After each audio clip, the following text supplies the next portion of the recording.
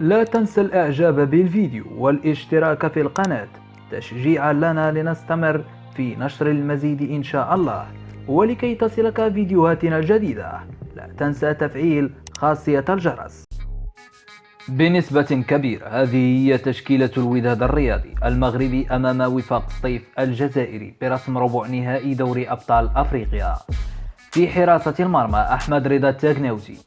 خط الدفاع سيتشكل من المتألق الشيخ إبراهيم كومارا واللاعب نعيم أعراب، كلا اللاعبين في محور الدفاع. بينما على مستوى الرواق الأيمن سيكون اللاعب عبد اللطيف نصير، أما على مستوى الجهة اليسرى فسيلعب محمد النهيري. خط وسط الميدان سيتشكل من الثنائي المقاتل إبراهيم النقاش والمحراف صلاح الدين السعيدي من أجل مساعدة الدفاع وكذا تكسير الهجمات وسد أي منفذ على لاعبي الخصم. بينما سيتم الزج أمامهما باللاعب الذي لا زال لم يعطي كل ما في جعبته نظرا لأنه لا يلعب في مركزه الحقيقي، ألا وهو صانع ألعاب. هنا الحديث عن النيجيري مايكل باباتوندي الذي يجيد اللعب خلف الهجوم. خط الهجوم سيتشكل من مثلث بيرمودا، الجناح الطائر محمد أوناجم الذي سيلعب في الجهة اليمنى، وعليه أن يتخلص من اللعب الفردي لكي يساعد الفريق على الانتصار. أما الجهة اليسرى فسيشغلها المشاكس السريع إسماعيل الحداد، بينما ويليام جيبور حفار القبور عاد إليكم من جديد، فترقبوه في مركز مهاجم صريح أو ما يطلق عليه رأس حربة.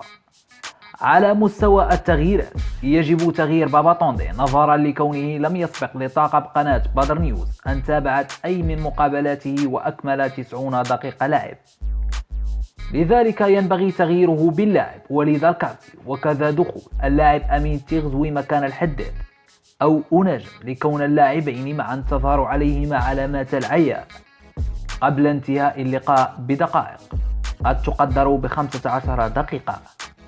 وحبذا لو يتم استبدال النقاش قبل نهاية اللقاء باللاعب جمال أيت بنيدر من أجل ضخ دماء جديدة في وسط الميدان الدفاعي. حظ موفق لنادي المقاومة، نادي وداد الأمة، نادي الوداد الرياضي المغربي، مفخرة المغرب. إن شاء الله التأهل من معقل دونور، جحيم خصوم الوداد.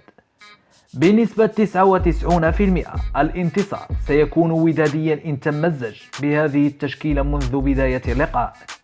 متابعي قناة بدر نيوز الأوفياء، ما رأيكم في هذه التشكيلة؟